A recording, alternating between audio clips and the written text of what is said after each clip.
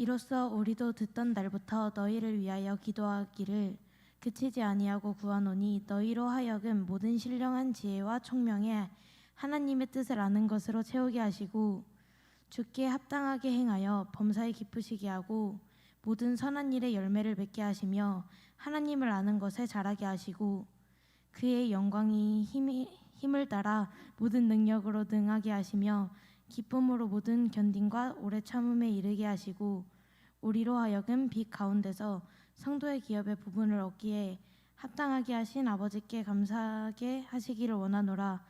이는 살아계신 하나님의 말씀입니다. 우리 선포된 하나님의 말씀 골로새서 1장 9절 이하의 말씀으로 성숙한 그리스도인이라는 제목으로 말씀을 나누겠습니다. 지난 주일에 우리 고린도 후서 말씀을 나누었는데 이렇게 달력을 보니까 남아있는 3주 동안 신약 성경을 다 다루는 것은 이론적으로 쉽지 않고 안 되겠다라는 생각이 들어서 어쩔 수 없이 이제 선별해서 본문을 잡고 있습니다. 1년 동안 성경 전체를 다 다루는 거 의미 있는 일이겠다고 생각해서 시작된 일이 이렇게 여기까지 오게 됐는데요. 내년에는 올해 다루지 못했던 부분들이나 그리고 신약 성경에 미진했던 부분들을 우선적으로 이렇게 본문을 잡고 성도들과 나누어서 사실 신앙생활 오래 하지만 한 번도 못 들여다본 성경이 있을 수 있잖아요. 물론 다 그러진 않으시겠지만 그래도 편식하는 그런 모습은 보이면 안 되겠다. 목회하는 현장에 최소한 우리 강경중앙교회 성도들은 창세기부터 요한계시록까지 어떤 이야기들이 있는지에 대한 그런 마음을 가지면 좋겠다는 생각으로 함께 하니까 내년에도 이렇게 계속 함께 해주시면 감사하겠습니다. 성경이 휙 건너뛰습니다. 갈라디아서, 에베소서, 빌립보서 다 건너뛰고 오늘은 제가 판단하기에 좀 다소 생소하다고 생각되어지는 골로새서의 말씀을 함께 나누려고 합니다. 골로새서는 여러분이 다 들어보셨겠지만 이 옥중서신이라고 사도 바울이 로마 감옥에 갇혔을 때 쓴 4권의 성경이 있습니다. 에베소서, 빌립보서, 골로새서, 빌레몬서 이렇게 4권의 성경이 있는데 이 중에 한 권이죠. 옥중서신. 신학교 다닐 때 옥중서신 4권을 쓰시오 이거 외우려고 앳빌골몬 이렇게 다 외웠던 기억이 있는데 여러분들도 다른 건 몰라도 바울이 감옥에서 쓴 책이 뭐였더라 이렇게 툭 물어보면 앳빌골몬 이것은 꼭 외워서 대답해 주시면 좋을 것 같습니다. 사도행전 이후에 사도 바울이 열심히 1차, 2차, 3차 복음을 전했습니다. 그리고 가는 곳곳마다 교회를 개척하고 많은 그리스도인들을 만들어 갔죠. 그런데 오늘 이 골로새에 교회를 세운 사람은 사도 바울이 아니었습니다. 그러니까 다른 성경을 보면 그 서신서가 다 바울이 세웠던 교회에 쓴 편지잖아요. 근데 골로새서는 바울이 세우지 않은 교회인데 그 교회에 지금 편지를 쓰고 있습니다. 누가 세웠는가? 오늘 본문 바로 앞에 7절 말씀을 보시면 우리와 함께 종된 사랑하는 에바브라에게 너희가 배웠다라고 기록을 하고 있습니다. 바울이 에베소라고 하는 지역에서 복음을 전하고 있을 때 이 골로새에서 온 한 청년 이 에바브라가 복음을 듣고 흥분된 마음이 생겼습니다. 예수를 발견하고 거듭나서 하나님의 거룩한 자녀가 되었습니다. 그리고 바울로부터 열심히 영적으로 훈련받고 난 뒤에 고향으로 돌아갑니다. 고향으로 돌아가서 그것에 교회를 개척하고 자기가 훈련받았던 것처럼 많은 성도들을 훈련하면서 아름다운 교회의 모습을 세우게 되었습니다.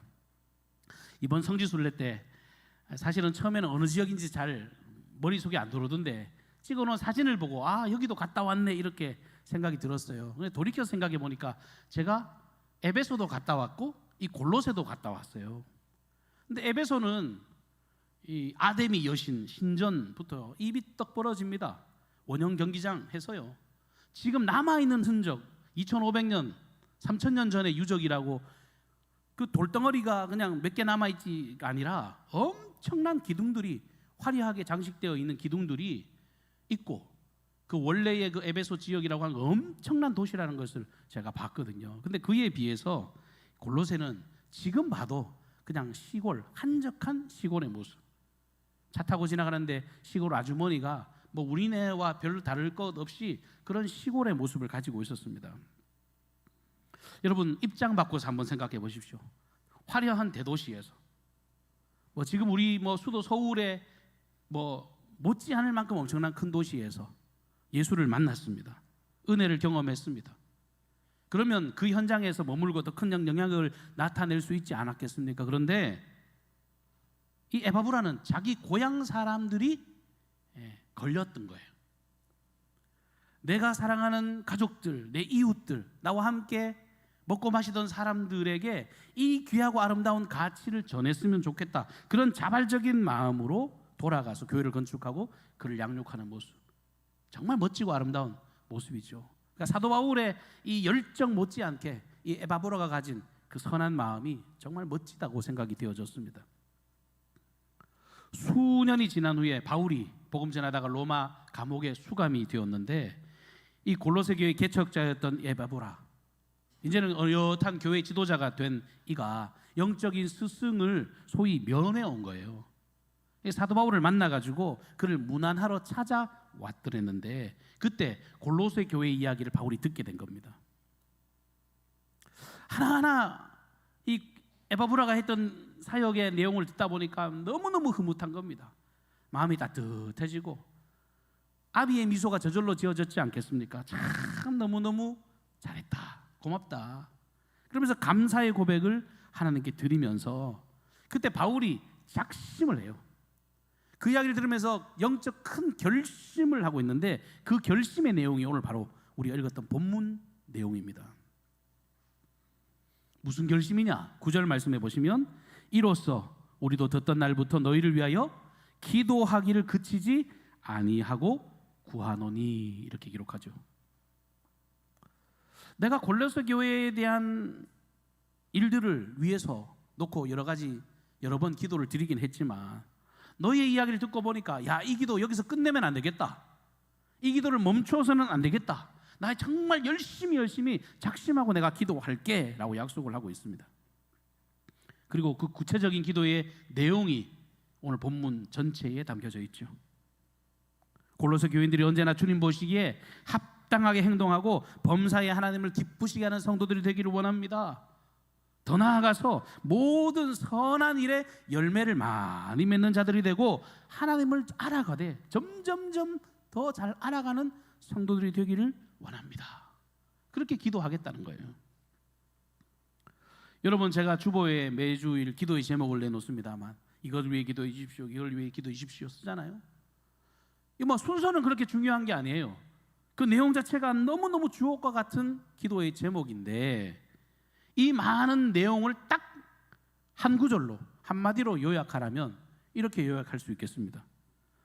범사에 하나님을 기쁘시게, 모든 일에 무엇을 하든지 모든 일에 하나님의 기쁨 되는 성도가 되기를 원합니다. 오늘 설교 제목처럼 성숙한 그리스도인, 하나님의 기쁨 되는 성도, 성숙한 그리스도인으로 살아가기를 위해서 기도하겠다는 겁니다. 그러면서 그 구체적인 순종의 내용이 조목조목 다 나와 있는 거죠. 세분화시키면 하나님을 알기를 원합니다. 알되 하나님을 아는 것에 자라가기를 원합니다. 두 번째, 10절 처음에 나오는 대로 하나님께 합당히 행할 수 있는 사람 되기를 원합니다. 하나님께 합당하게 된다는 게 뭡니까? 하나님의 말씀에 순종하는 사람 아닙니까? 순종에 대해서요, 여러분 우리가 이게 고민할 게 아니에요. 사실은요, 신앙을 가졌다고 하면 불순종하면 하나님이 절대 기뻐하지 않거든요. 그러니까 순종과 하나님의 기쁨은 비례 관계에 있는 거예요. 세 번째, 모든 선한 일에 열매 맺는 삶. 이 일을 위해서, 이것을 통해서 하나님 앞에 정말 멋지고 아름다운 범사에 하나님을 기쁘시게 하는 성도들이 되기를 원한다고. 이걸 구어체로 한번 해볼까요? 하나님 아버지, 이 골로새 교회 성도들이요, 하나님을 기쁘시게 하는 거룩한 교인들이 되게 하여 주시옵소서. 이게 지금 제가 여기 직접 드리는 기도라면 진짜 저절로 아멘이 나오지 않겠어요. 이것을 위해서 하나님을 알기를 원하는데 점점 하나님을 아는 지식이 더해지게 하여 주시옵소서. 더불어 주님 보시기에 합당한 순종의 삶을 살아가며 매일매일 언제든지 주님이 가라면 가고 살아면서는 순종의 삶을 살게 해주시고 인생을 살면서 결과적으로 이들의 삶 속에 하나님의 영광스러운 생명의 열매, 성령의 9가지 열매가 탐스럽게 주렁주렁 맺게 하여 주시옵소서. 이렇게 기도하겠다고, 나 이 기도 내가 작심을 하고 내가 놓치지 않고 해줄게, 할게 라고 약속을 하고 있는 것입니다. 바울이 왜 이렇게 약속을 할까요? 왜 이렇게 작심을 했을까요? 이유는 간단합니다. 이게 신앙이니까. 이게 진짜 신앙이니까. 이게 그만큼 중요한 것이니까. 신앙인으로서 하나님의 거룩한 자녀로서 살아갈 때 이보다 더 중요한 일은 없다고 판단해서 이 기도를 내가 드리겠다고 약속을 하고 있는 것입니다. 앞서 말씀드렸지만 여러분, 에베소 지역에 살면요, 잘 먹고 잘 살 수 있습니다. 근데 골로새 지역은 지질이 가난한 동네라고요. 막 화려한 거 보다가 그 동네 가면 진짜 초라하기 그지 없습니다. 뭐 예수님 시대 때도 마찬가지지만 처음에 주님을 따랐던 사람들은 대부분 다 가난하고 병들고 어려운 소외된 사람들 아니었습니까? 그러면 객관적으로요, 내가 널 위해 기도해 줄게, 제가 당신을 위해서 기도하겠습니다. 그러면 어떤 걸 위해서 기도할까요? 하나님, 저 집은 지지리도 가난합니다. 찢어지게 가난합니다. 불쌍해서 볼 수가 없습니다. 저 집 좀 잘 먹고 잘 살 수 있도록 좀 도와주시라고, 사업의 문을 열어주시라고, 저 집이 정말 잘 되면 좋겠다고. 이들 중에는 종들도 있습니다. 주님, 저들의 삶의 신분을 변화시켜 주셔서 이들이 인간답게 좀 살 수 있도록 해달라고, 그런 기도를 드리는 게 상식 아니겠어요? 자유를 주십시오. 사람 대우받게 해주십시오. 어려움과 핍박이 없도록 그들의 시온의 들에가 활짝 열려지게 해주십시오. 그런 기도가 일반적인 기도일 텐데, 물론 그런 기도도 드려야 돼요. 그런 기도 하지 말라는 이야기가 돼요. 그런 기도도 중요하지만 보다 중요한 가치, 보다 중요한 기도가 있다. 그래서 바울은 이것을 뒤로 미룬 거예요. 주님, 오직 이 사람들이 하나님의 기쁨 되기를 원합니다. 하나님 보시기에, 진짜 하나님이 보시기에, 하나님이 평가하시기에, 와, 내가 진짜 내 마음에 합한 자다, 내가 저들을 보니 너무너무 흐뭇하다, 기쁘다, 이렇게 인정받는 사람들이 될 수 있도록 기도를 하는 겁니다. 거룩한 목적에 부합한 하나님의 거룩한 자녀들. 여러분, 이게 하나님이 우리에게 원하시는 뜻입니다. 신앙생활 하는데 하나님의 뜻과 하나님의 비전이 드러나야 되지 않겠습니까? 자기 비전, 내 생각을 앞세운다 그러면 죄송하지만 교회 안 나오셔도 돼요.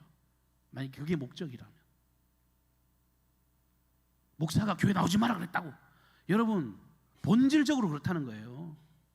물론 하나님 우리를 만들어도 가시겠지만요, 신앙을 가지고 하나님을 지향한다면 자기 중심에서요, 철저하게 하나님 중심으로 가야죠. 사랑의 교회 고 옥하는 목사님께서 늘 날카로운 메시지로 한국교회에 소위 피부를 찔러 대시던 메신저 아니셨습니까? 그분은 강남 한복판에 있고, 사실 오늘날의 사랑의 교회하고 옥하는 목사님이 목회하실 때 사랑의 교회하고는 좀 다른 것 같아요. 여러분, 그 당시에 사랑의 교회 성도들 진짜 엄청나게 부담스러웠을 거예요. 우리나라에서 제일 잘 먹고 잘 사는 사람들, 엄청난 권력을 가졌던 사람들, 그 서초동에 막 법원, 검찰청 쫙 깔려있는 그곳에서 하나님의 메시지를 정확하게 찔러서 전했다고요. 우리 그리스도인의 영적인 문제가 있다, 다른 게 아니다, 자기 중심적인 신앙, 그거 잘못됐다고 소리 치셨어요.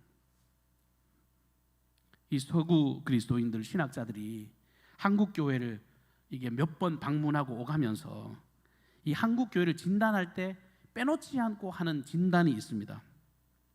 한국 교인들을 보니까 딱 3가지가 있더래요. 첫 번째는 하나님, 신심이 대단해요. 두 번째, 자기. 세 번째, 돈. 이게 외국에 있는 그리스도인들이 한국을 보고 평가하는 평가예요. 열심히 한다는 거예요. 하나님을 너무너무 최고로 모십니다. 근데 그 최고의 그 다음 순위가 문제예요. 부끄럽지만 저는 정확하게 본 것이라고 생각합니다. 우리의 기도만 하나 보더라도 우리의 기도의 방향이, 목적이 어디에 있는가 아마 스스로 진단할 수 있을 것이라고 생각합니다. 범사에 하나님을 기쁘시게 해드리기를 원합니다. 그 기도보다 그저 내 안위를 위해서 기도할 때가 더 많지 않습니까? 주님, 내가 날마다 주님을 알기를 원합니다. 하나님의 뜻을 분별하기를 원합니다. 주님이 무엇을 원하시는지 그 은혜 안에 내가 거하기를 원합니다. 우리 믿음의 선배들이 불렀던, 저도 우리 외할머니가 이 찬송 많이 부르셨는데 요즘은 좀 잘 안 들리는 것 같아요. 예수 더 알기 원하네, 크고도 넓은 은혜와 대속해 주신 사랑을 간절히 알기 원하네. 내 평생의 소원, 내 평생의 소원, 대속해 주신 사랑을 간절히 알기 원하네. 나 주님 알기를 원합니다. 주님의 마음을 좀 알아가면 좋겠습니다. 간절히 알기를 원합니다. 이게 내 유일한 평생의 소원입니다. 여러분, 우리가 알면 하나님을 얼마나 알겠습니까?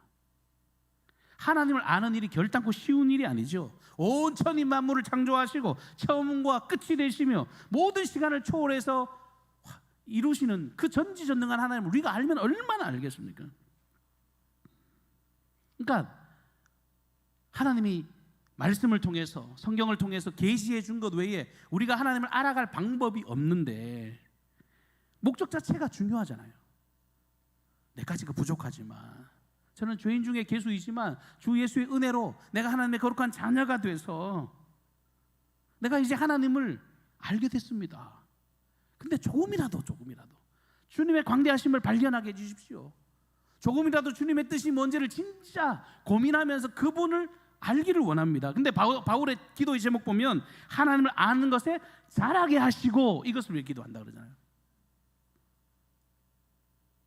하나님 아는 게요, 자라게 하시고 성화의 과정인 거예요.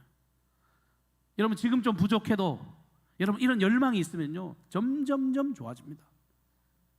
그런 열망 자체가 중요하다고요. 하나님, 나 진짜 주님 간절히 알기를 원해요. 나 정말 주님 앞에 서기를 원합니다. 그런 몸부림이 먼저 시작이 돼야 조금씩 자라갈 수 있다고요. 점점점 물이 차오르는 것처럼 하나님을 아는 지식이 차오르는 겁니다. 그냥 똑똑쟁이 지식적으로 아는 거 말고 진짜 하나님의 선하신 뜻, 그분의 선하신 뜻이 내 삶을 통해 드러날 수 있도록 해달라고 그렇게 알아가기를 원하는 마음, 그 의중이 분명해야 하나님의 뜻을 알게 되고, 그 선하신 뜻을 알게 되면 우리의 삶이 하나님의 기쁨으로 나아갈 수 있는 것 아니겠습니까? 이게 다 연결되어 있는 거죠. 내가 신앙생활하고 다른 교회 말고 강경중앙교회 하나님의 가족으로, 자녀로 이렇게 신앙생활하면서 스스로에게 한번 질문을 던져보시죠. 저도, 여러분들도. 나는 하나님을 기쁘시게 하려는 거룩한 목적을 가지고 교회를 다니는가? 내가 이 일을 위해서 조금이라도 고민하고 그 가치를 위해서 내가 하나님을 간절히 알기를 사모하면서 내가 신앙의 걸음을 걸어가고 있는가? 아니면 과거에 비해서 오늘의 내 신앙은 얼마나 진보해 있는가? 여러분, 하나님을 아는 지식이 빈약하면 빈약할수록 여러분 신기하리만큼 신앙생활은 자기 중심으로 흘러가게 될 것입니다. 사실 말 자체가 틀린 거예요. 자기 중심은 신앙이 아니죠. 하나님을 바라보는 게 신앙이잖아요. 그러니까 하나님을 아는 지식이 빈약하면 점점점 멀어져요. 꿀단지에 빠진 파리우화 잘 아시잖아요. 한두 번 타협할 때 너무 좋거든요. 예배 안 나오면 얼마나 좋아요. 기도 안 하면 얼마나 편합니까? 요즘에요, 방송 틀면, 유튜브 틀면요, 설교가 넘쳐납니다.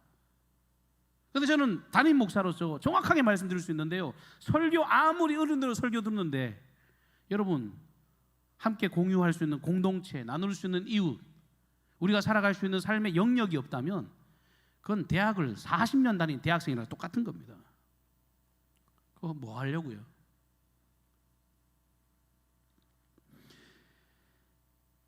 신앙생활은 우리의 중심이 아니라 주님의 기쁨 되기 원한 것에 포커스를 맞춰야 됩니다. 옛 구습에 매여가지고 그저 그렇게 살아가는 모습들, 이 골로새서 전체의 이런 맥락의 바른직한 그리스도인의 삶을 이야기하면서 그 구체적인 예를 들고 있는데, 특별히 핵심 구절이 골로새서 3장 1절과 2절 말씀을 제가 뽑아왔습니다. 이게 아마 골로새서 전체에 지향하는 주제 성구가 될 것입니다. 그러므로 너희가 그리스도와 함께 다시 살리심을 받았으면 위의 것을 찾으라. 거기는 그리스도께서 하나님 우편에 앉아 계시느니라. 위의 것을 생각하고 땅의 것을 생각하지 말라.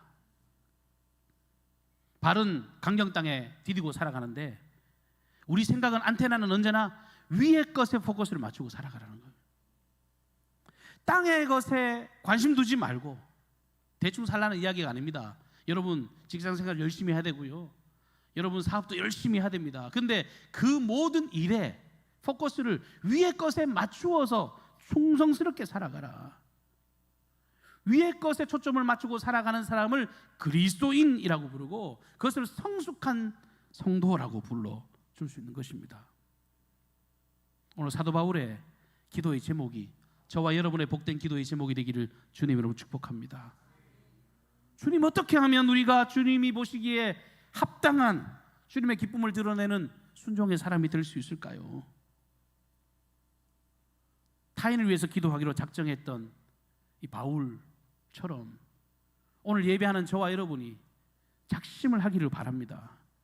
하나님 아버지, 내 마음에 소원을 품습니다. 좋은 교회를 넘어 위대한 교회로 우리 교회의 슬로건이 붙었는데, 하나님 아버지, 이 위대한 가치에 부합하는 교회가 되기를 원하고 제가 그 일에 동역자로 서기를 원합니다. 2026년이라고 하는 새로운 날들을 주님이 선물로 허락해 주셨으니 우리 교회를 통해서 이 지역 사회가 정말 참 강경중앙교회에 있어서 좋다, 너무 감사하다, 그 이야기를 들을 수 있도록 하나님의 기쁨으로 걸어가기를 원합니다. 무엇보다도 이것의 근거가 뭡니까? 주님이 피로 값주고 사신 교회입니다. 물과 피와 모든 것을 다 쏟으시면서 자신의 전부를 주고 바꾸신 주님의 몸된 교회이니만큼 우리가 주님의 십자가의 그 위대한 사랑으로 이 위대한 가치, 능력을 드러내는 설교 제목처럼 성숙한 그리스도인이 되기를 원합니다. 주님의 거룩한 목적이 우리의 가슴에 새겨져 있고 그 목적을 지향하는 하나님의 나라를 만들어 가시는 저와 여러분이 되시기를 주님의 이름으로 축복합니다. 사랑의 하나님, 은혜를 감사합니다. 에바브라를 통해서 교회가 세워졌고 또 그의 목회 현장의 이야기를 들으면서 너무 따뜻한 마음으로 그 교회의 성숙함을 위해서 기도하겠노라고 작정했던 이 사도 바울의 영적 부담감이 오늘 말씀 앞에 서 있는 우리 모두의 영적 부담감이 되게 하여 주옵소서. 그저 나의 입속을 채우고 나의 잘됨을 향해서 전진하는 어리석은 자들이 아니라, 세상과 주님을 겸하여 섬기는 그런 미련한 자들이 아니라 늘 은혜에 부합한 생명과 소망을 드러내는 하나님의 거룩한 자녀 되게 하여 주옵소서. 이 일을 위해서 하나님을 알아가기를 원합니다. 하나님을 알면 알수록 나의 죄성이 발견되어지게 하여 주시고, 하나님을 알아가면 알아갈수록 주님의 사랑에 눈물겹게 하여 주시고, 하나님의 사랑을 알아가면 알아갈수록 사명이 똑똑히 보여지는 아름다운 인생들 되게 하여 주옵소서. 여기 모여있는 우리 강경중앙교회가 단순히 사람들의 모임이 아니라 하나님의 놀라운 권능을 드러내는 영적인 공동체인 줄로 믿습니다.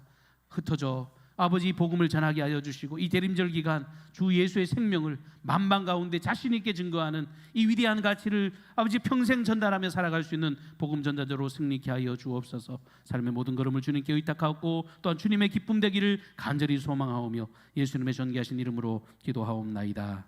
아멘.